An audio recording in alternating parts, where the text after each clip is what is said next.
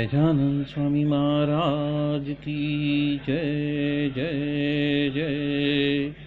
धाम धमी मुक्तो की जय जय जय। मुक्ताक्षर पुरुषोत्तम की जय जय जय।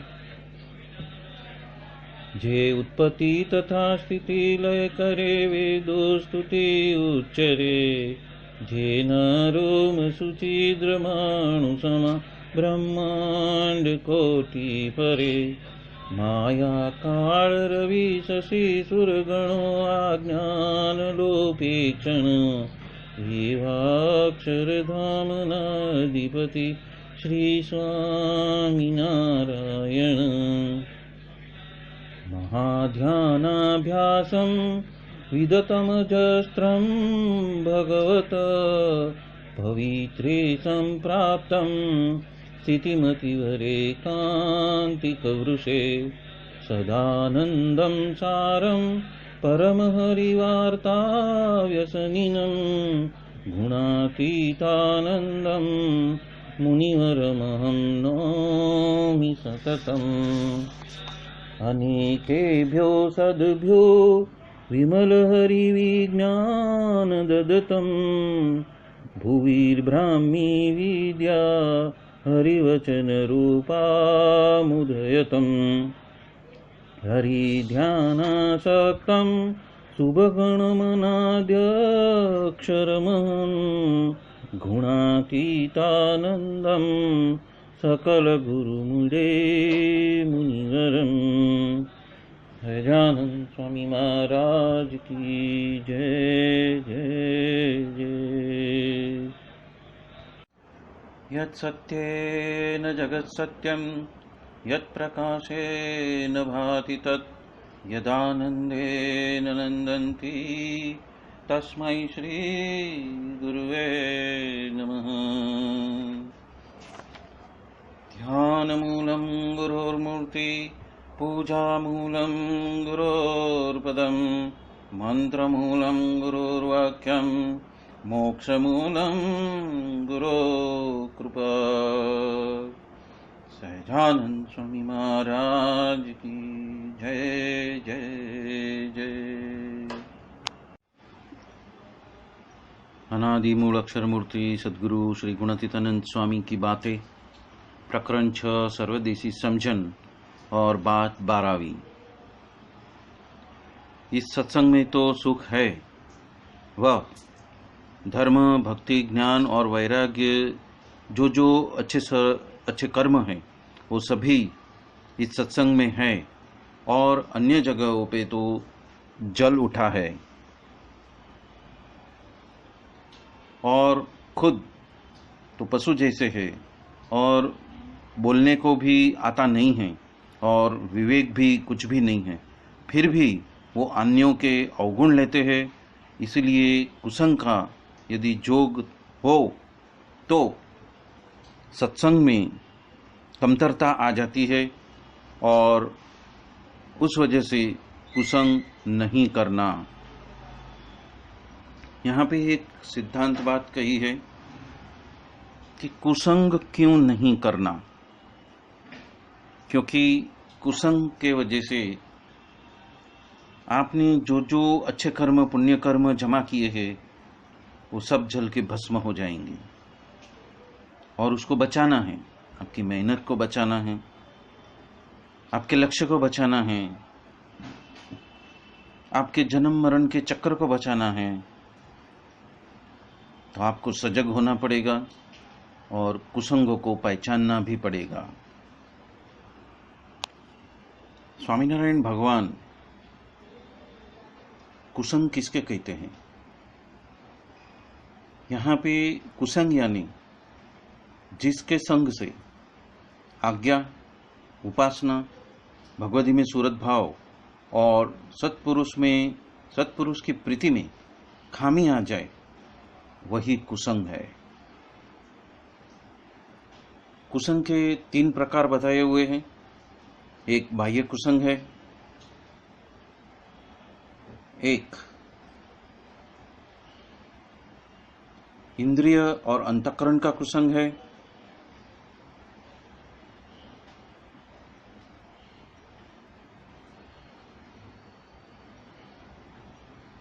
इस दोनों अंतर और बाह्य कुसंग से हमें बचना है।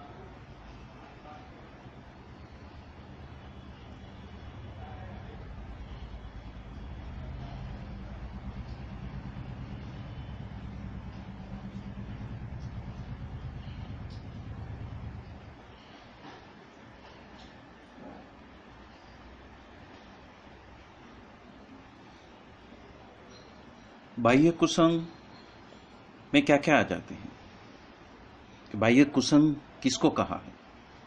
तो कि कूड़ापंथी जो व्याभिचारी है, शक्तिपंथी जो व्यसन मतलब कि दारू, मांस वगैरह अभक्ष्य भक्षण करने वाले हैं, शुष्क वेदांती जो भगवान को निराकार जानते हैं, और नास्तिक जो भगवान में मानते ही नहीं। ये चार व्यक्तियों का यदि प्रसंग हो जाए, संग हो जाए, तो उसके साहित्य का वांचन और श्रवण भी वो बाह्य कुसंग का कारण बनता है। और इसके लिए गुणातीतानंद स्वामी कहते हैं कि स्वामी की बातों का 10वां प्रकरण की 106वीं बात में कहते हैं कि हमारे संप्रदाय से बाहर के, मतलब जिसकी स्वामीनारायण की निष्ठा से हमें गिरा दे, वो बाह्य कुसंग।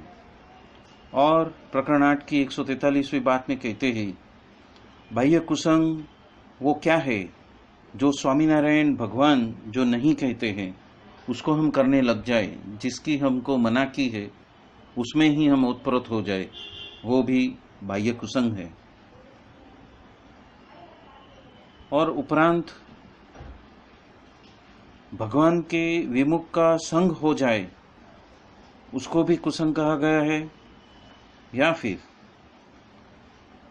साधना में यदि हम कमजोरी की बात करते हैं, कमतरता की बात करते हैं, और उपरांत भगवान और संत के मनुष्य भाव की तथा संतों और भक्तों के अभाव गुण की यदि हम बात करते हैं, जो कि वचनामृत प्रथम 17 में ये बात बताई हुई है, वो भी एक कुसंग है जो सत्संग में रहा हुआ कुसंग है। और यहाँ स्वामी कहते हैं प्रकरण 5 की 345वीं बात में कहते हैं जो सत्संग में कुसंग है तो उसका तो वो बहुत ही बुरा कर देते हैं, इसलिए उसको पहचानना, और इस पहचानने के लिए विवेक बुद्धि चाहिए और होश चाहिए, सतर्कता चाहिए। वो बात यहाँ पे कही गई है। सत्संग में 3 प्रकार है, जिसमें सत्संगी खुद कुसंगी कर डालते हैं, और दूसरा है अंतर्दृष्टि करता भी हो तब भी वो अंतर्दृष्टि से बाहर दृष्टि कराते हैं, और व्यवहार में यदि उदासीन हो तो वो व्यवहार के अंदर आपको लगा देने की चेष्टा करता है। ऐसे भी मंदिर में पड़े हैं। इसीलिए ऐसे व्यक्तियों को पहचानना और उनका त्याग करना या तो उनसे दूरी भी बना लेना। एक तो इंद्रियाराम और एक है अर्थाराम। ऐसे भी हैं जो हमें विमुख कर डालते हैं, उसको भी पहचान कर उनका संग नहीं करना, नहीं तो वो हमारा ही बुरा कर देंगे। और ये बात स्वामी की बातों की 6 की 56वीं बात में आई है। इंद्रिय अंतःकरण का जो कुसंग है वो शास्त्रों में निषेध किए हुए जो विषय है उसकी भुगतान करना, काम क्रोधाधिक स्वभावों को उत्तेजन हो जाए, भगवान और संत में मनुष्य भाव आ जाए, और संतों भक्तों का अभाव गुण लेते हो जाए, वो है इंद्रिय अंतःकरण का कुसंग। उससे भी हमें सजग होना है। अंतर का कुसंग की वजह से मन के अंदर भुंडा घाट होना चालू हो जाता है। प्रकरण 6 की 131वीं बात में गुणातीतानंद स्वामी हमें यहाँ पे ये हिदायत देते हैं कि यदि मन में भुंडा घाट आना चालू हो जाए तो उसको अंतर का कुसंग है ऐसा समझकर उसका त्याग करना।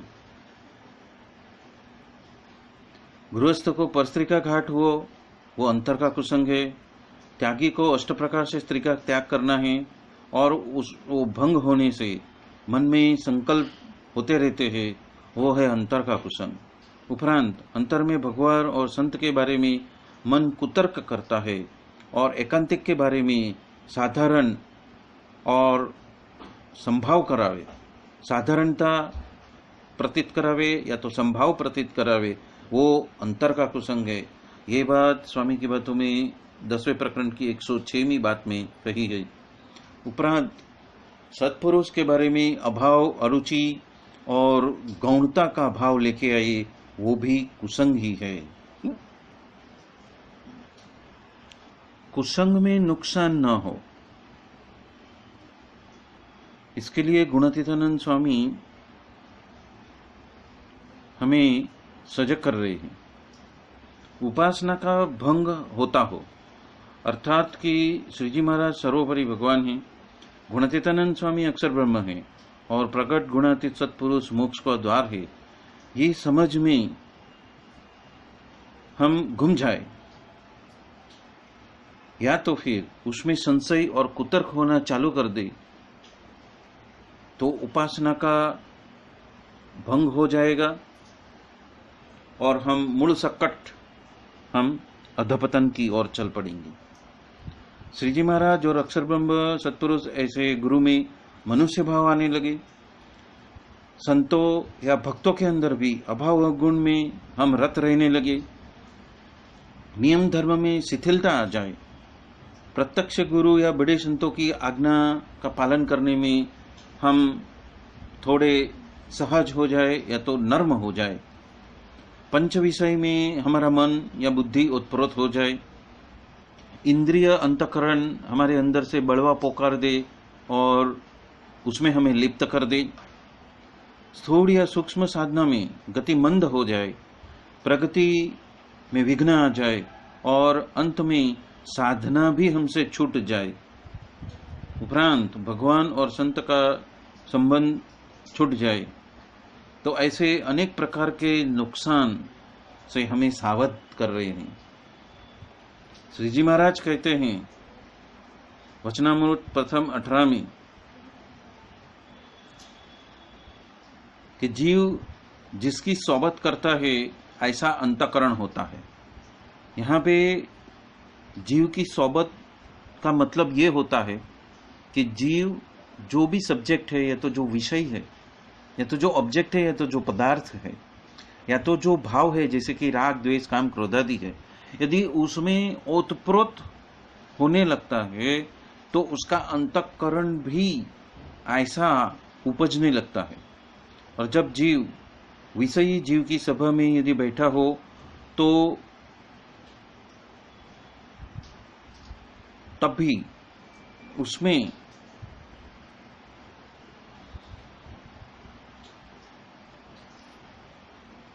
यदि बैठ जाए तो भी उस समय उसका जो अंतःकरण है वो अन्य जात का हो जाता है, मतलब कि विचलित होने शुरू हो जाता है, या तो संशयात्मक होना चालू हो जाता है, या तो उसकी जो पकड़ है इंद्रिया अंतःकरण से मुक्त होने की, जो मुक्त होने का जो उसका जो लक्ष्य है उससे वो चलित हो जाता है और वो उसमें लिप्त होना चालू हो जाता है और उसमें उसको कुछ दोष भी महसूस नहीं होता, प्रतीत नहीं होता, और ऐसी माया जाल में वो फंसने लगता है कि जिसमें से बाद में छूटना संभव शायद नामुमकिन जैसा है। क्योंकि यदि ये देह छूट गया, ये मानव देह चला गया, तो फिर से दोबारा ये मानव देह मिलेगा कि नहीं मिलेगा, या फिर दोबारा ऐसे संत का सन्मुख, ऐसा संत के जोग मिलेंगे कि नहीं मिलेंगे, वो भी एक बहुत बड़ा प्रश्न है। तो इसके लिए यहाँ पे गुणातीतानंद स्वामी हमें बहुत सजगता से वर्तन करने की बात कर रहे हैं। उपरांत वो कहते हैं कि जहाँ पे अभक्ष्य का भक्षण होता है, मतलब व्यसन जिसमें दारू या अन्य प्रकार के कोई भी मादक द्रव्य है, और मांस का यदि भक्षण करना रहा है, यदि उसका संग हो जाए तो उसके वजह से क्रिया भी भुंडी हो जाती है, खराब हो जाती है। तो वो है वचनामृत प्रथम का 29 की बात। फिर वचनामृत प्रथम 42 में कहते हैं कि कितना भी बड़ा हो उसका भी कुसंग के वजह से बुरा ही हो जाता है। वचनामृत प्रथम 70 में कहते हैं कि अंतर में जो कुसंगी है उसका तो बाहर का कुसंगी पोषण करता है और उसके वजह से उसका बल अधिक हो जाता है। तो यहाँ पे हमें बहुत ही सावधान रहना है। वचनामृत प्रथम 55 में कहते हैं कि जो अति पापी का संग हो जाता है तो पाप की बढ़ोतरी होता है, क्योंकि हर पाप उसको सहज लगने लगता है। तो उसके वजह से जो सुकृत मतलब सत्कर्म पुण्य कर्म जो है उसका भी नाश होने लगता है।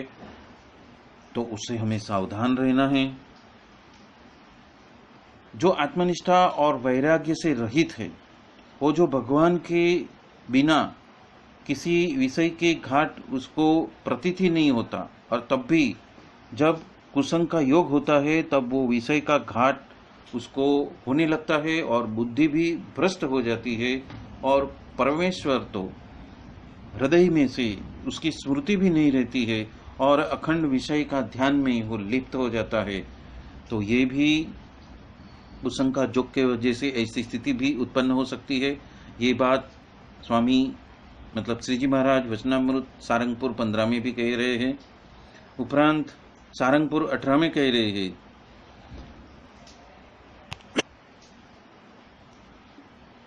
यदि कुसंगी मिल जाए और कुसंगी के वचन के बारे में श्रद्धावान होते जाए तो वैराग्य वैवादिक जैसे जो गुण हैं वो सब नाश की ओर अग्रसर हो जाता है।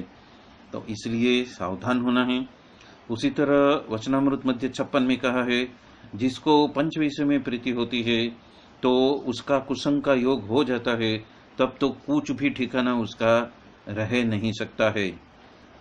उपरांत स्वामी की बातों में प्रकरण 2 की 11वीं बात में कहते हैं, एक तो कोई भी प्रकार से सत्संग में से जाए ऐसा नहीं हो, फिर भी यदि वो कुसंग के साथ में चला जाए तो उसका कोई भी ठिकाना रहेगा नहीं। प्रकरण 2 की 13वीं बात में भी इंद्रियाराम और अर्थाराम की यदि साथ में यदि उस अपना आसन भी बिठा ले तो कैसा भी हो तो उसका भी ठिकाना नहीं रहता है। उपरांत प्रकरण 2 की 173वीं बात में संग तो कैसा है, और यदि दोष रखना है तो उतरता संग यदि हमने ग्रहण कर लिया तो हमारे सब सर्व दोष बढ़ जाएंगे और हम कुसंग के प्रति दुर्लक्षित हो जाएंगे, हमारा दुर्लक्ष्य हो जाएगा, हमारी सजगता घट जाएगी। तो उसके वजह से हमें यहाँ पे सावधान रहने की बात कर रहे हैं। प्रकरण 2 की 176वीं बात में बताते हैं कि यदि इस जन्म में एकांतिक होने वाला हो और उसको कमतरता वाले का संग हो जाए और तो उसको 100 जन्म भी धारण करना पड़े। तो जैसे 10 मन पत्थर हो और उसके साथ में 1 मन यदि लकड़ा भी बंध जाए तो वो लकड़े को भी जल के अंदर डुबा देता है। तो ये है कुसंगी का प्रमाण। 3 प्रकार के कुसंग की वजह से तो अच्छे अच्छे गुणों का नाश हो जाता है। प्रकरण 3 की 59वीं बात। प्रकरण 5 की 28वीं बात में कुसंग की वजह से तो कोई भी ठिकाना रहता नहीं है और मन बुद्धि कहाँ पे भी भटकने लगते हैं। प्रकरण 5 की 39वीं बात में पूर्व का संस्कार हो तो भी यदि उसे उतर तक संग मिल जाए तो सारे अच्छे संस्कार जो है वो टल जाते हैं। स्वामी की बात प्रकरण 8 की 248वीं बात में यदि 100 मन साकर में 1 मन अफीन यदि घोल देते हैं तो संपूर्ण घोल जो है वो कड़ुच मारने लगता है। तो इसी तरह यदि कुसंग लग जाता है तो सत्संग भी बिगड़ जाता है। प्रकरण 11 की 135वीं बात में कहते हैं, कुसंग जब भी लगता है तो सत्संग टल जाता है और जितने समय कुसंगी के पास में बैठे रहते हैं तो हमारा सारा सुकृत जो है वो जल जाता है, खत्म हो जाता है। श्री जी महाराज कुसंग नहीं करने का आदेश देते हैं। वचनामृत प्रथम 18 परमहंस तथा सांख्य योगी हरिजन तथा कर्मयोगी हरिजन वो सभी को कुपात्र व्यक्तियों की संगत करनी नहीं, ऐसी हिदायत देते हैं।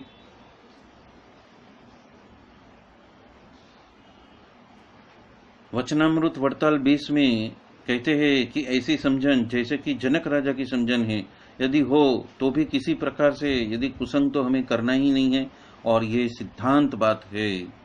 और इसके बारे में प्रकरण 6 की 131वीं बात में गुणातीतानंद स्वामी कहते हैं कि अंतर का जो कुसंग है और बाहर का कुसंग है और सत्संग में जो कुसंग है उसको पहचानना और उसका तुरंत त्याग कर देना, ये हिदायत यहाँ पे गुणातीतानंद स्वामी हमें बताना चाहते हैं, हमें बचाना चाहते हैं, हमें सतर्क करना चाहते हैं। अभी हम देखेंगे कि यहाँ पे गुणातीतानंद स्वामी कह रहे हैं कि इस सत्संग में तो सुख है। अभी जो जीव है या तो जो कुसंगी है वो किसको सुख मानता है, उसकी बात हम कर रहे हैं कि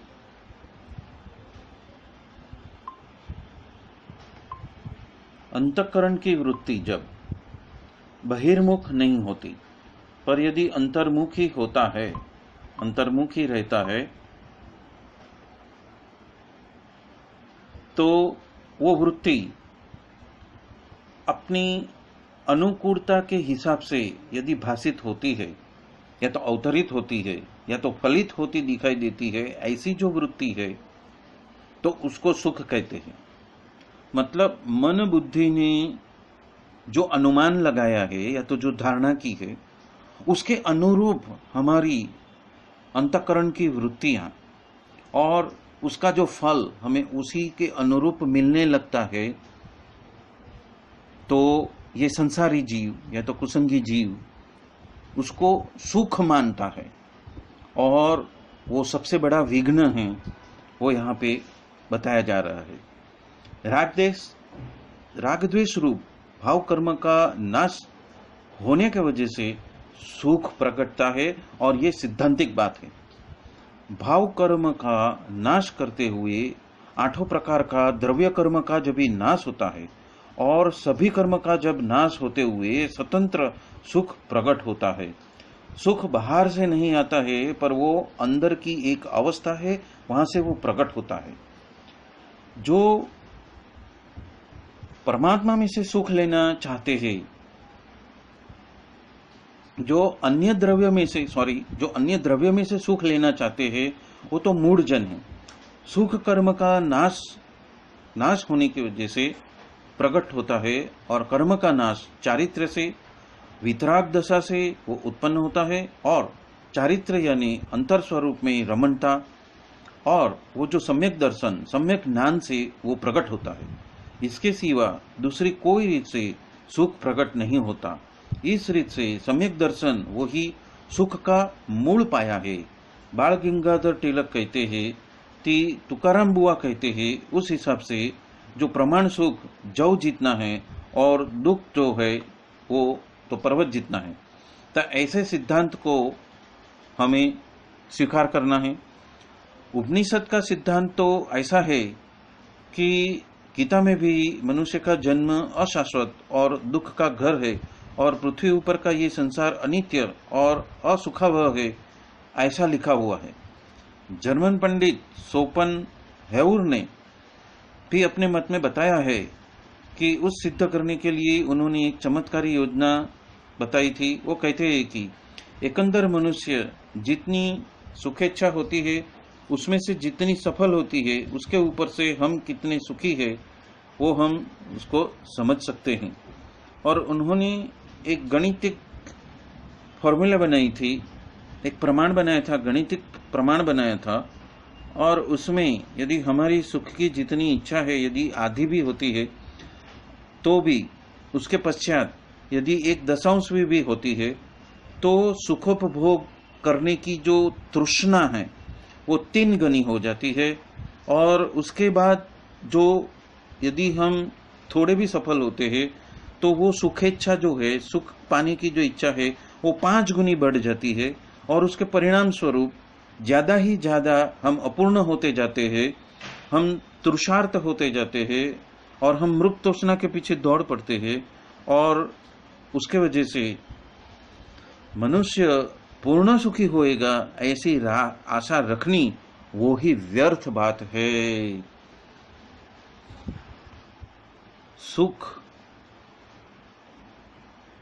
वो 24 गुणों में का वो 16वां गुण है, और हम सुख के पीछे दिन रात भटकते रहते हैं।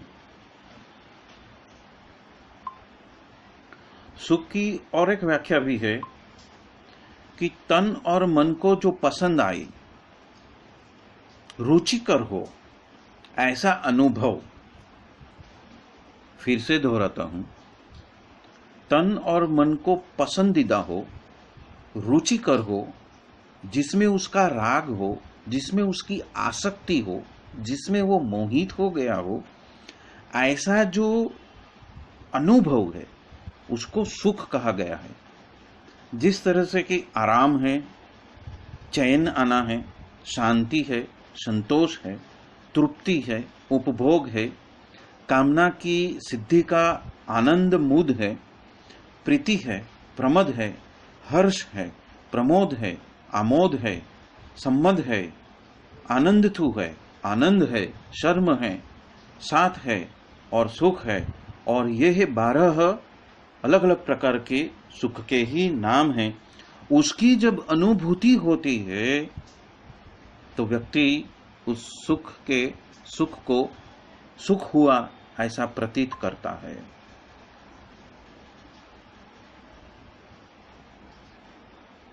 जैन शास्त्र के अनुसार पुद्गलों का जो एक कार्य है उसको सुख कहते हैं। अभी यहाँ पे गुणातीतानंद स्वामी सुख किस में समाया हुआ है उसकी बात करते हैं कि सुखकर कौन है। मतलब कि गुणातीतानंद स्वामी यहाँ पे एक रहस्य की बात कहते हैं कि सत्संग में सुख है।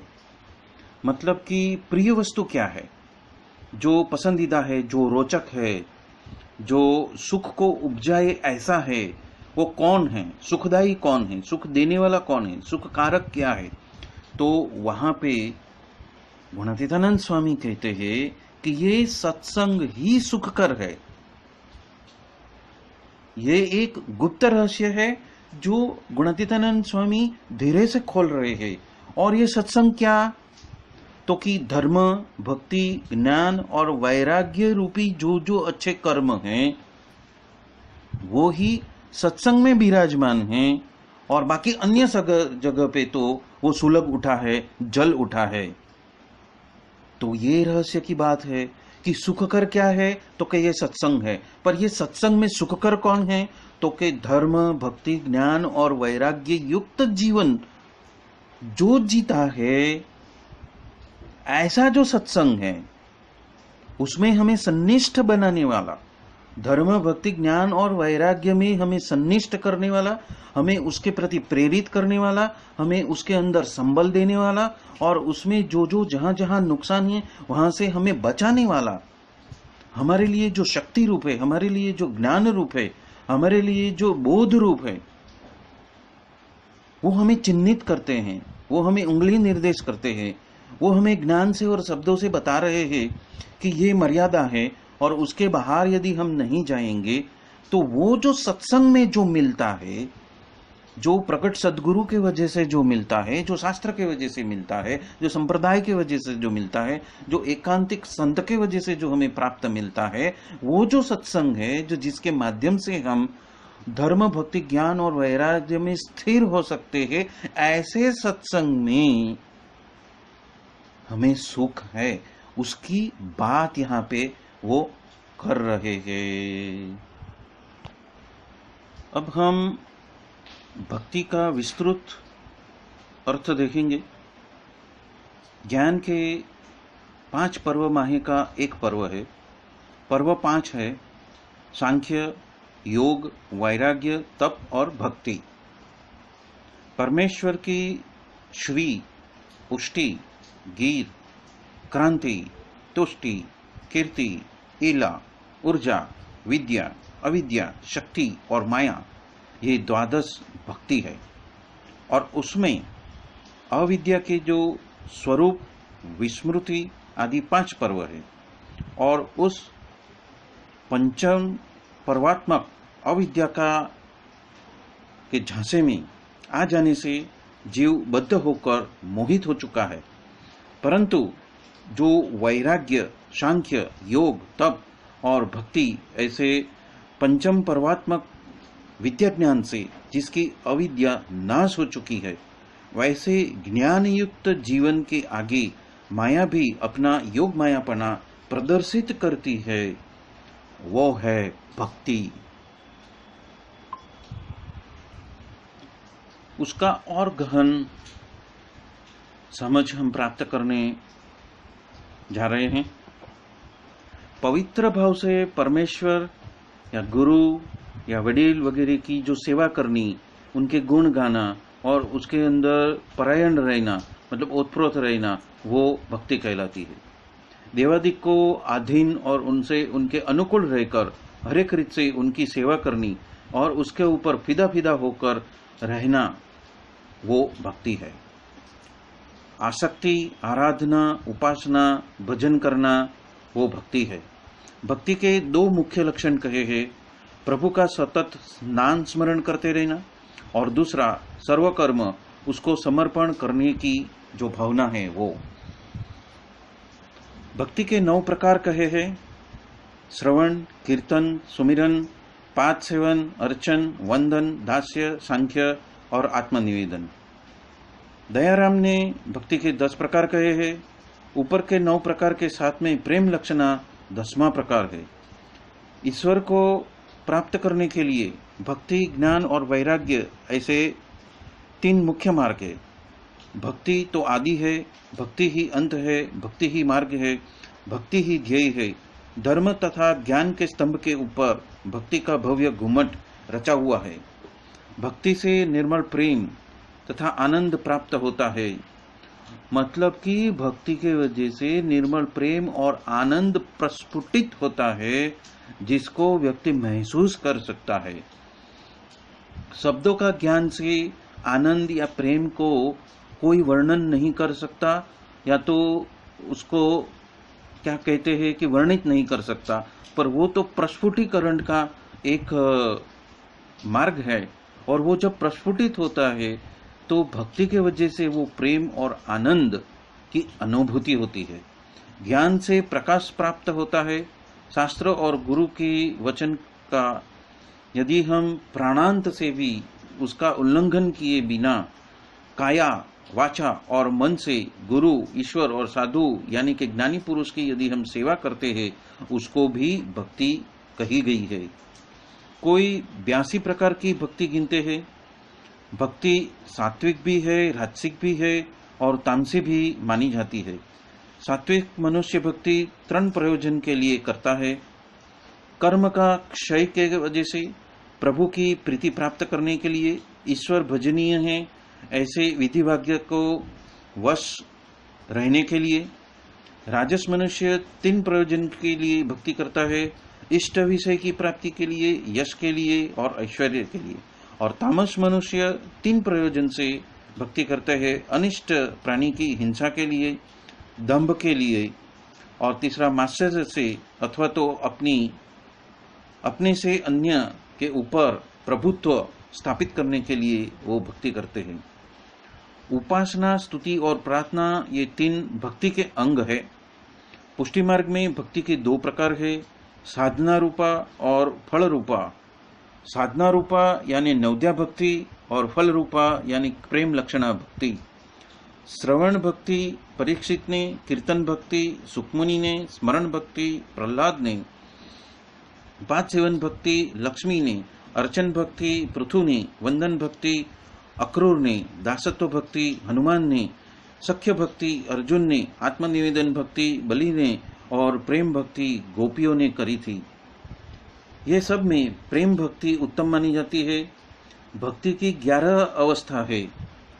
गुण महात्मा शक्ति, रूपा शक्ति, पूजा शक्ति, दास्य शक्ति, संख्या शक्ति, वात्सल्य शक्ति, घ्रांता शक्ति, आत्मनिवेदना शक्ति, तन्मया शक्ति और परम विरहा शक्ति। कर्म, ज्ञान और भक्ति में कर्म और ज्ञान की जीव में जरूरियत है। पर वो ज्ञान और कर्म भक्ति की वजह से नहीं है और वो उसके वजह से निपजते भी नहीं हैं, तो समृद्ध होती है। ज्ञान और कर्म जैसे मनुष्य में घटक तत्व है, वैसे हृदय भी भगवान का अर्थात की भक्ति का निवास स्थान है। यह भावना, लागनी या भक्ति का तत्व सबसे अगत्य की बात है। वस्तुतः ज्ञान और कर्म ये दोनों की जो धात्री है, जीवनदायिनी, वो स्वयं भक्ति है कि उस वजह से जिसका जीवन में उच्चतम स्थान है, यह भक्ति यानी कि ईश्वर के आगे रखी हुई प्रार्थना, परमेश्वर के नजदीक पहुंचने का प्रयास या उपासना। प्रेम के यश के आगे भगवान भी पिघल जाते हैं और इस वजह से शुद्ध कर्म से उद्भवित हुई ज्ञानमय सजीव भक्ति, उसका नाम ही उपासना। इस तरह से कर्म, ज्ञान और उपासना एक दूसरे के पूरक तत्व है और उसमें उपासना अथवा तो भक्ति कीर्तिकल की रूप है। परमात्मा स्वयं कहते हैं, मैं तो भक्त का दास हूं। देहोपासना से आत्मोपासना हो गई और आत्मोपासना से परमात्मोपासना सहज उद्भवती है। इस तरह से कर्म, ज्ञान और भक्ति या उपासना ये बीज वृक्ष न्याय से एक दूसरे के पूरक होने जैसे अति आवश्यक है और उसमें भक्ति या उपासना यह सभी में मान्य है। नारद प्रणीत भक्ति शास्त्र में भक्ति का लक्षण देते हुए कहा है कि भक्ति परम प्रेम रूपा अर्थात श्रेष्ठ प्रेम लक्षणा है, अमृत स्वरूपा है। सच्ची भक्ति निष्काम रूपा ही होती है। उस वजह से परम प्रेम लक्षणा भक्ति को प्राप्त करके पुरुष किसी की भी स्पृहा करता नहीं है, किसी का भी शोक करता नहीं है, किसी से द्वेष करता नहीं है, अपने प्रिय के सिवाय कहाँ भी वो अपनी रति रखता ही नहीं है। विषयों की प्राप्ति के लिए मनोवेग के साथ में वो उत्प्रोत नहीं होता है। भक्त तो जितेंद्रिय होता है, भक्त आत्माराम होता है।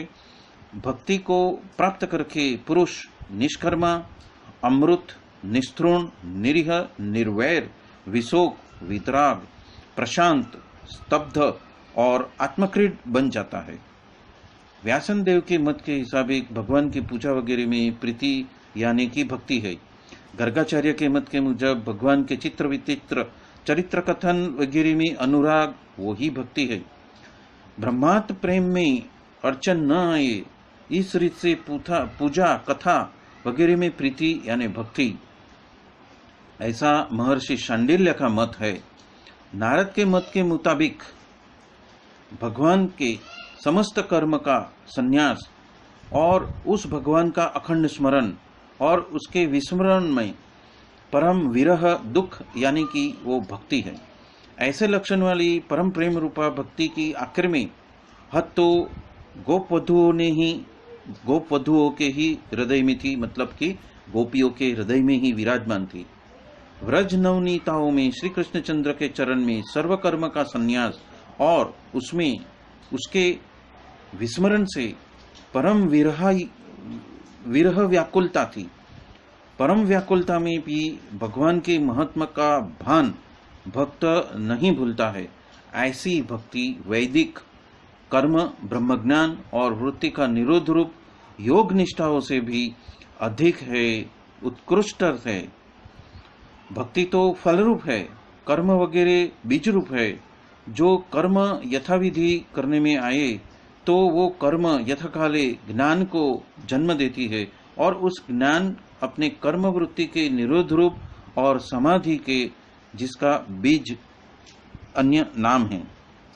ऐसे योग से जो संपन्न होकर संपन्नता देते हैं और वह योग यथार्थ ज्ञान उपजाने वाला होने से परमात्मा के ऊपर परम प्रेम लक्षणा भक्ति का जन्म होता है। यथार्थ ज्ञान भक्ति को प्रसन्न करता है और भक्ति वो आखिर में प्राप्त करने जैसी चीज है। इस वजह से कर्म वगैरह तो भक्ति की सचिवता अथवा तो सहायता साधती है, पर भक्त तो फलरूप होते हैं, भक्ति तो फलरूप होती है और उसके वजह से वो सभी से भक्ति अलग ही है। यहाँ रहस्य ऐसा है कि कर्म वगैरह का तो अनुष्ठान करने के पश्चात भी वो भक्ति नहीं उपजती है तो वो सभी की निष्फलता ही हम प्रतीत कर सकते हैं, क्योंकि वो तो सभी को करने जैसा ही है पर फिर भी वो कर नहीं सकते, और भक्ति का उदय होते ही वो तो कृतकृत्य हो जाता है। तो जो भक्ति के भाव में उन्होंने जो चरितार्थता है तो अभाव में निष्फलता है, वो भक्ति सभी से सर्वोत्कृष्ट है। कितने आचार्य मानते हैं कि भक्ति ज्ञान रूपी उपाय वाली है। अन्य कहते हैं कि आचार्यों की मान्यता के मुजब भक्ति और ज्ञान को एक दूसरे की अपेक्षा होती है, इस वजह से ज्ञान प्राप्त करने के लिए आदरयुक्त प्रयत्न से भक्ति प्राप्त होती है, और सभान भक्ति संपादन करने से प्रयत्न से सम्यक ज्ञान मिलता है। ज्ञान यदि चाहिए तो भक्ति का उदय होना चाहिए और ज्ञान भक्ति की परस्पर अपेक्षा हो, पर आखिर में तो सिर्फ भक्ति ही रहती है, क्योंकि छेवट की वो गति है, आखिरी गति है। सरिताओं का जैसा समुद्र वैसे ही कर्म योग ज्ञान का फल तो निर्हेतुक भक्ति है, निष्काम भक्ति है। अर्थात बीच में भले ज्ञान वगैरह की सहायता हम ले पर परिणाम रूप तो भक्ति ही विराजमान होती है। भक्ति के सिवाय जीव का मोक्ष नहीं है। कोई भी जीव अपने बल से संसार समुद्र को तरने के लिए शक्तिमान नहीं है। परमपिता परमात्मा की कृपा ही केवल संसार में से उसको मुक्त कर सकती है, और उनकी कृपा ही तारक सकती है, और उनकी कृपा से ही ये भक्ति का हमें वरदान मिलता है। इस वजह से अपना हित करना कि जो भी इच्छते हैं उनको विचक्षण मुमुक्षुओं को तो भक्ति का ही पालव पकड़ लेना है, और ऐसे भी कलयुग में भक्ति ही सर्वोपरि है। इस वजह से भक्ति का उदय करने के साधनों है। स्वरूप स्थिति उसको भी भक्ति कहा गया है। स्वरूप में स्थिति संपादन करने के इच्छित जो पुरुष है वो पहले तो विषयों का उसको त्याग करना चाहिए, और जब तक वो वशीकार संज्ञा नाम का जो विराग सिद्ध नहीं होता है तब तक विषयों का प्रवाह तो अटकता नहीं है, और भक्ति का मार्ग भी खुलता नहीं है। भक्ति तो हृदय प्रधान है, वो बुद्धि प्रधान नहीं है। निष्काम भाव से, निष्कपट भाव से भगवान को भजने से प्रेम प्रस्फुटित होता है। सरल हृदय में परमात्मा सदा हाजरा हजूर है। जो अपने हृदय के अंदर परमात्मा समक्ष खोल देता है, उसके आगे परमात्मा भी अपनी जात को प्रकट करते हैं। श्रीमद् भगवत गीता में भी भक्ति की महान महिमा गाई है। भगवान जो विश्वरूप अर्जुन को दिखलाते हैं वो देखने के लिए बहुत कठिन है, और ऐसे बताते हैं कि भगवान कहते हैं कि मेरा ये रूप वेदाध्ययन से या तो तप से या तो दान से या तो यज्ञ से भी आप देख नहीं सकते हैं, वो तो अनन्य भक्ति से ही वो शक्य है। इस वजह से सहज समझकर यदि आप समझ सकते हो तो अनन्य भक्ति का स्थान सभी से ऊपर है। विनोबा जी लिखते हैं कि खुद भगवान भी उसको अमृत धारा कहते हैं। गीता का 12वां अध्याय वो छोटा है, वो 20 श्लोक का ही है, फिर भी वो अमृत की धारा है। अमृत जिस रूप से मधुर है, संजीवन है, इस अध्याय में भगवान ने स्वमुख से भक्ति रस के महिमा का तत्व बताया हुआ है। गीता के 7वें अध्याय में विशाल भक्ति रूपी उच्च साधन बताए हैं, और उसमें ईश्वर की तरफ से चाहे प्रेम भाव से जाओ, जिज्ञासु बुद्धि से जाओ, विश्व कल्याण की वाक्युलता से जाओ, या तो व्यक्तिगत कामना से जाओ, कोई भी रीत से जाओ, परंतु एक बार उसके दरबार में आप जरूर पहुंच जाओ। इस अध्ययन से इस विषय का नाम में प्रपत्ति योग अर्थात ईश्वर के शरण में जाने की प्रेरणा करने वाले योग दिए हुए हैं। भक्ति 2 प्रकार की है, सगुण भक्ति और निर्गुण भक्ति। सगुण भक्ति सुलभ और सुरक्षित है, परंतु सगुण और निर्गुण की आवश्यकता है। सगुण की वर्चस्वता होने की वजह से उसमें निर्गुण रूपी तत्वनिष्ठा रूपी फल की बहार वो आनी चाहिए। निर्गुण सगुण परस्पर पूरक है, विरुद्ध नहीं है। सगुण से निर्गुण तलक की जो मजल है वो नक्की करनी चाहिए, और निर्गुण भी चित्त के सूक्ष्म मैल को धोने के लिए सगुण की आर्द्रता चाहिए चाहिए और चाहिए, और दोनों की एक दूसरे की वजह से शोभा है। और दोनों प्रकार की भक्ति यदि हम रखने में, यदि धारण रहते हैं या तो उसमें उत्प्रोत रहते हैं, तो वो उत्तम रीत बताई हुई है। अयोध्या कांड में दोनों प्रकार की भक्ति आ जाती है, और दोनों भक्तियों का विस्तार रामायण में है। भरत की भक्ति पहले प्रकार की और लक्ष्मण की दूसरे प्रकार की। उसके उदाहरण से निर्गुण भक्ति और सगुण भक्ति का स्वरूप समझने में आपको सरलता रहेगी। सीता जी को वन में छोड़ आए, आखिर में लक्ष्मण को ही ये कार्य करना पड़ा, और लक्ष्मण सीता जी को रख के आ गए। लक्ष्मण का कोई स्वतंत्र अस्तित्व ही नहीं रहा। राम की आंखें, राम के हाथ पग, राम का मन वो बन चुका था। उसी रीत से नदी समुद्र में घुल मिल जाती है, उसी रीत से लक्ष्मण की सेवा राम में घुल मिल गई, तो राम की छाया वो बन गया। लक्ष्मण की ये भक्ति सगुण थी और भरत की निर्गुण भक्ति थी। जब राम वन में गए तब भरत अयोध्या में नहीं थे। जब भरत आए तब दशरथ मृत्यु को प्राप्त हो चुके थे। गुरु वशिष्ठ उनको समझा कर रहे थे कि आप राज्य करो, परंतु भरत ने कहा मुझे तो राम को प्राप्त होना है, राम को मिलना है। इसीलिए भरत अंदर से बहुत ही तलपापड़ हो रहा था, और उसके साथ में उसे राज्य का भी प्रबंध वो कर रहे थे। तो उसकी ये भावना थी कि राज्य राम का है।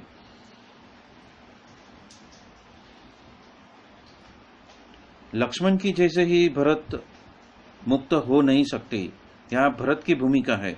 राम की भक्ति का अर्थ है राम का काम करना चाहिए, नहीं तो वो भक्ति सी काम की। राम काज की जो सभी व्यवस्था करके भरत राम को मिलने वन में आए, और भाई ये आपका राज्य है, तो आप जो कहेंगे वो हम करेंगे। और वहाँ राम उनको आज्ञा करते कि भरत आप राज्य करो, और उनकी आज्ञा के वजह से वो अपना संपूर्ण जीवन वो राजकाज करने में लगा देते हैं।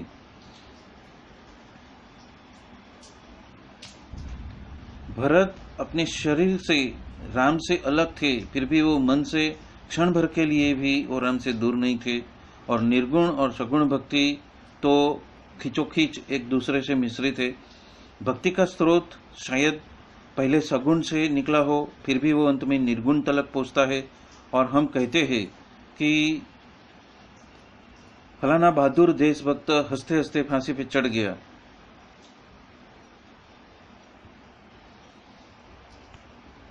अपार कष्ट यदि चढ़ आता है, फिर भी भक्ति के प्रभाव से उसको कुछ भी प्रतीत नहीं होता है, पर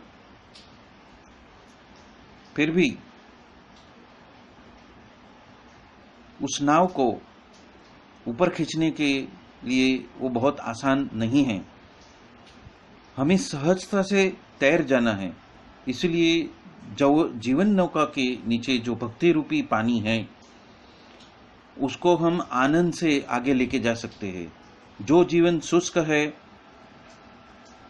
कंकर पत्थर है, खाबोचा जैसा है, तो वहां पे वो काम विकट हो जाता है। भक्तित्व अपनी जीवन नौका को पानी के माफिक सुलभता प्रदान करती है। संसार को भूलकर अनंत का चिंतन करना ये तो उच्चम विचार है, और इस सदाचार को कभी भी छोड़ना नहीं है। परंतु गीता को इतने से संतोष नहीं है। सुबह से शाम तक की सभी क्रिया भगवान को पूजने योग्य होनी चाहिए। नहाते खाते चलते कचरा पुंजा निकालते हुए उसका स्मरण रहना चाहिए।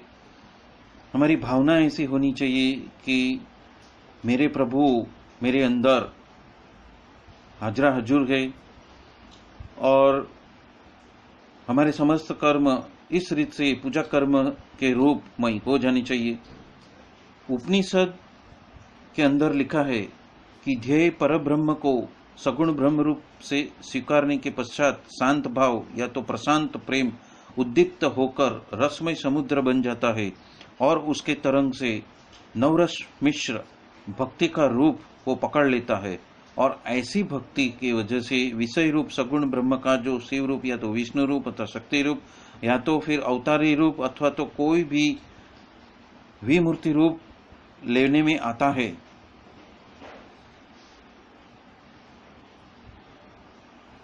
इस तरह से भक्ति माने जो परब्रह्म है या तो जो गुरु है, जो गुरु तत्व है, उसके साथ की जो प्रीति है, जो प्रेम है, जो आदर है, वो स्नेह है, जो अनुराग है, उसे भी भक्ति कहा गया है।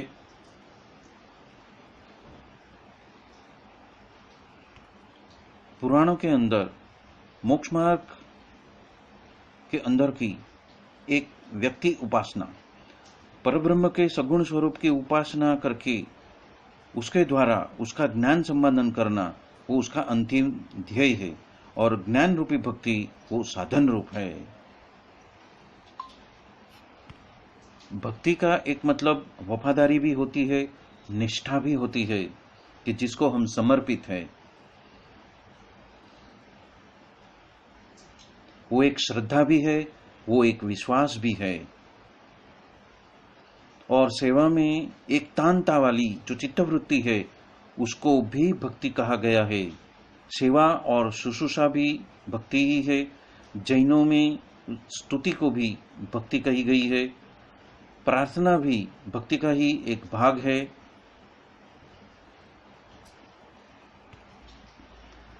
अब हम वैराग्य के बारे में चिंतन मनन करेंगे। वेदांत के अंदर दृश्य यानी कि इस लोक के और अदृश्य यानी कि परलोक के विषयों में स्पृहा का विरोधी ऐसा जो एक प्रकार का चित्त का परिणाम है, वो दो प्रकार का है, पर वैराग्य और अपर वैराग्य। वैराग्य की यदि संधि हम अलग करते हैं तो वी वत्ता राग वत्ता अ। वी मतलब विनानु, राग मतलब प्रीति और अ मतलब पणु, मतलब कि प्रीति रहित पणु, वो है वैराग्य। वेदांत के अंदर ब्रह्मलोक पर्यंत के भोग को काकविष्टावत गिन के उसमें उदासीनता रखनी, वो इस लोक के ऊपर से परलोक के भी सुख की इच्छा नहीं होनी, वो। और स्वामीनारायण संप्रदाय में मूल प्रकृति पुरुष तलक के किसी भी सुख की इच्छा करनी नहीं, किसी भी भोग की इच्छा करनी नहीं, उसको वैराग्य कहा है। वैराग्य यानी प्रीति का अभाव या तो राग शून्यता, निरीक्षपना को भी वैराग्य कहा गया है। विशेष रक्तता या तो विषयों के त्याग की इच्छा या तो उससे असंग हो जाना, विषयों से असंग बन जाना, विषयों की अंदर जो उत्प्रोत होती हुई चित्त की जो तृष्णा है उससे रहित हो जाना, उसे भी वैराग्य कहा गया है। तपस्विता या तो संयम से बरतना, संयम वृत्ति को भी वैराग्य कहा गया है। संसार के अंदर की माया ममता से रहितपना, संसार के ऊपर की आसक्ति का अभाव विरक्ति, संसार के ऊपर प्रीति का अभाव अनासक्ति, अनेक प्रकार के दुख या तो फिर दोष को देखकर विषय भोग की कामना को रोक देना और सजग हो जाना, होश में आ जाना, उसको वैराग्य कहते हैं। उसके नाशवंतपना को पहचान लेना और जो शाश्वत है उसमें रत हो जाना, ब्रह्म रूपत्व में रत हो जाना, उसको वैराग्य कहते हैं। और वैराग्य के बारे में यदि गहनता में किसी ने वर्णन किया हुआ है तो वो भर्तृहरि ने बनाया हुआ वैराग्य संबंधी 100 श्लोक का एक जो काव्य है वैराग्य शतक, उसमें संपूर्णता से उसका विवरण किया गया है। हमने अब तक जो भी बातें समझी वो इसके लिए समझी क्योंकि यहाँ पे एक गुप्त रूप से एक संज्ञा दी है कि सत्संग में ही सुख है। तो सत्संग में ऐसा क्या है जिसके वजह से सुख प्रस्फुटित होता है? तो वो है धर्म, भक्ति, ज्ञान और वैराग्य कि जिसके वजह से पुण्य का उदय होता है, अच्छे कर्मों का उदय होता है। और वो सिर्फ सत्संग में है। अन्यथा तो सभी जगहों पे जो जीव है, आत्मा है, वो दुखी दुखी और दुखी है। वो बात को उजागर करने के लिए हमने ये सारी बातों को हमने गहनता से यहाँ पे चिंतन मनन उसका किया हुआ है। यहाँ पे वैराग्य को दूसरी तरह से भी हम देख सकते हैं। वैराग्य माने संबंधों या तो पदार्थों में जो छिपा हुआ जो नाशवंतपना है, और उस नाशवंतपना को मध्य नजर रखते हुए होश में उसका त्याग करना, या तो उसको समदृष्टि से देखना, या तो उसमें स्थित प्रज्ञ हो जाना, या तो उसमें अस्पृश्य बन जाना, उसमें आसक्ति का टालना, उसको वैराग्य कहा गया है।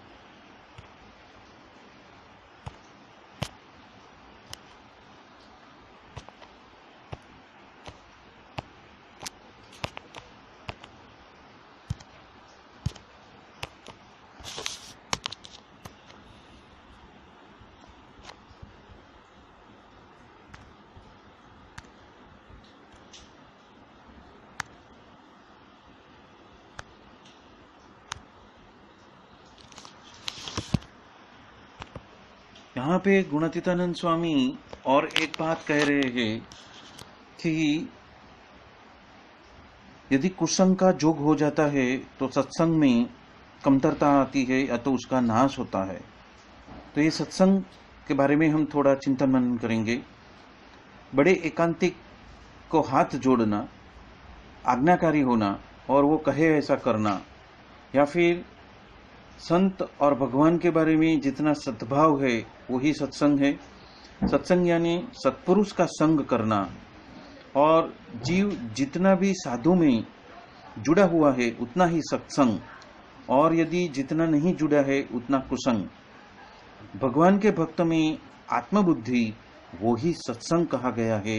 ये स्वामीनारायण भगवान और गुणातीतानंद स्वामी वो दोनों इस बात की पुष्टि कर रहे हैं।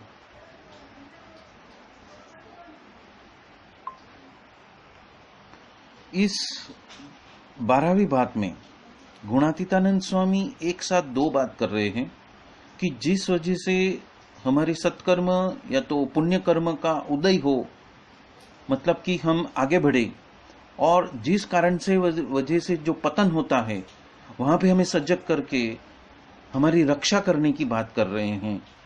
तो एक बाजू ऊर्ध्वगमन है, मतलब आगे बढ़ना है, तो दूसरी बाजू जो पतन से सुरक्षा की बात, यहाँ पे दोनों बातें एक साथ में यहाँ पे गुणातीतानंद स्वामी ने बताई हुई है। और यह दोनों का संरक्षण करने के लिए महाराज ने, गुणातीतानंद स्वामी ने यहाँ पे विवेक शब्द का इस्तेमाल किया है। तो योगी जी महाराज कहते हैं कि विवेक यानी क्या, कि मूढ़पना नहीं, असत्य को छोड़ देना और खुद का अवगुण लेना, भगवान और संत का गुण ग्रहण करना, वो उसको ही विवेक कहा गया है।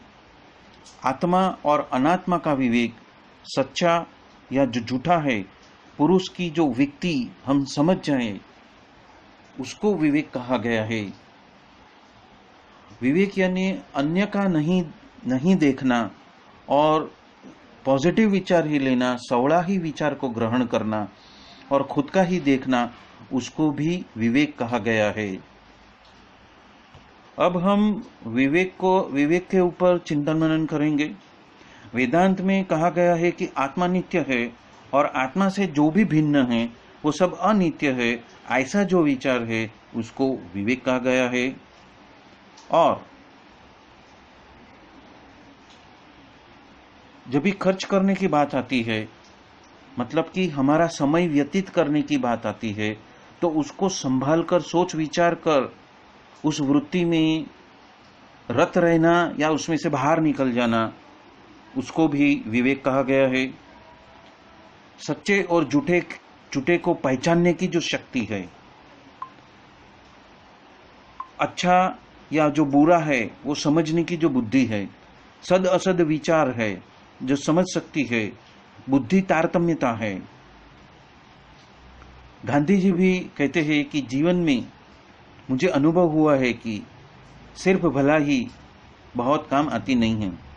आध्यात्मिक हिम्मत और चारित्र के साथ में जो सूक्ष्म विवेक का जो गुण है वो हर एक को आत्मसात करना चाहिए। किसी भी कटोकटी भरी हुई परिस्थिति में बोलना या चुप रहना, कुछ करना या कुछ भी नहीं करना, वो ज्ञान अति आवश्यक है। और इस संजोगों में कर्म और अकर्म परस्पर विरोधी नहीं रहते हैं। उसको ऐसा जो विवेक है जिसमें भक्त अपना हित या अहित की पहचान कर सके, उस प्रज्ञा को, उस बुद्धि को, उस विचक्षणता को विवेक कहा गया है। वो चातुर्य को, उस जो ढापण है या तो जो उसका विशेष उसका चातुर्यता है, वो बात यहाँ पे कही है। जैनों में परिग्रह का त्याग है, अति प्रिय वस्तु को छोड़ देना है, उसको भी विवेक कहा गया है। उसको एक रूप से हम बोध कह सकते हैं या तो उसको ज्ञान कह सकते हैं, विचक्षण ज्ञान भी कह सकते हैं। उसको विनय, सुशीलता, शिष्टता या सभ्यता भी कह सकते हैं।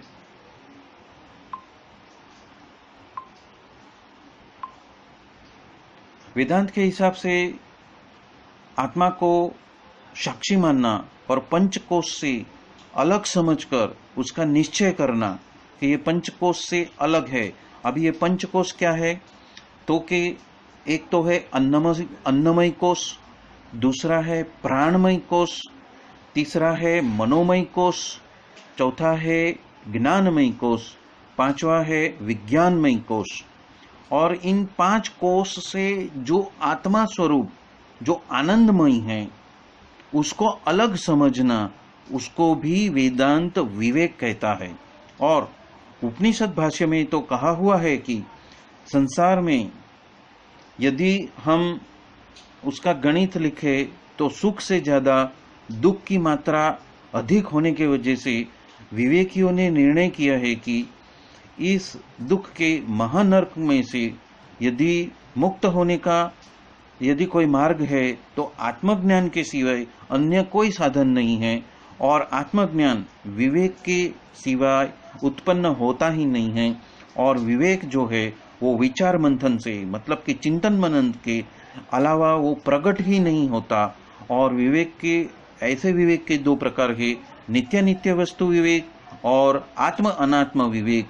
और 2 ही प्रकार का विवेक जिसने आत्मसात किया है वो आखिर में आत्मा के सुख को प्राप्त कर सकता है, उस बुद्धि ज्ञान को प्राप्त कर सकता है, उस विवेक में स्थित हो सकता है।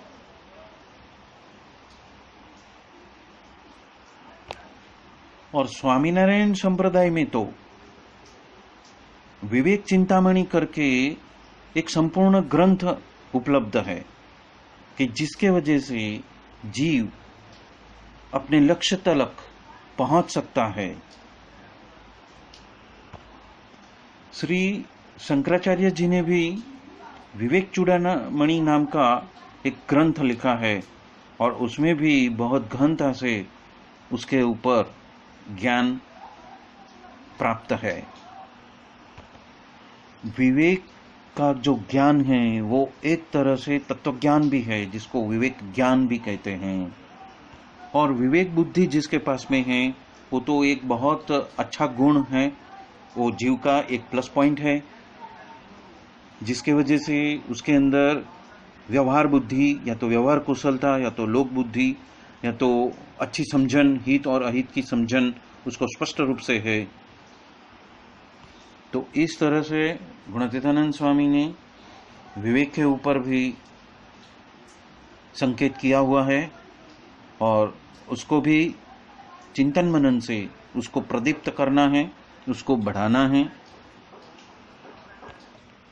प्रकरण 6 की 273वीं बात में भी स्वामी कह रहे हैं कि इस जीव को 5 विषय और 6ठा देहाभिमान और 7वां पक्षपात वो कल्याण के मार्ग में विघ्न रूप है और उसका अभिनिवेश हुआ है। उसके वजह से वो जीव स्वयं का तो बहुत ही बुरा कर रहा है, इसलिए ये सभी को नहीं रखना, ये बात यहाँ पे कह रहे हैं सद्गुरु श्री गुणातीतानंद स्वामी। गुणातीतानंद जिस कल्याण के लिए यहाँ बात कर रहे हैं, वही बात उन्होंने प्रकरण 10 की 161वीं बात में कहा है कि जिसको कल्याण चाहिए उसको तो श्रद्धा, खप और समागम, वो तीनों होने चाहिए। ये बात यहाँ पे गुणातीतानंद स्वामी कह रहे हैं। प्रकरण 10 की 163वीं बात में भी महाराज कहते हैं कि रख देना, जो कि पंच विषय, देहाभिमान, अवलोप्रक्ष, और जो योगी जी महाराज का जो सुनृत है उसमें भी जो उसके जो सिद्धांत बात है वो भी हमें ध्यान में रखनी है। ये बात यहाँ पे 163वीं बात में गुणातीतानंद स्वामी कह रहे हैं। कुसंग के बारे में गुणातीतानंद स्वामी प्रकरण 5 की 333वीं बात में कहते हैं, भगवान को भजने में 3 विघ्न हैं। एक तो समाज का कुसंग, दूसरा सत्संग के अंदर का कुसंग, और इंद्रियों और अंतःकरण का कुसंग। इसलिए वो सभी के छलावे में आना नहीं। सत्संग में कुसंग का जोग होए, और यदि वो ब्रह्मरूप हो तो वो उसको देहरूप बना देता है, और सत्संग में अच्छे का जोग हो तो यदि देहरूप हो तो उसको ब्रह्मरूप कर देता है।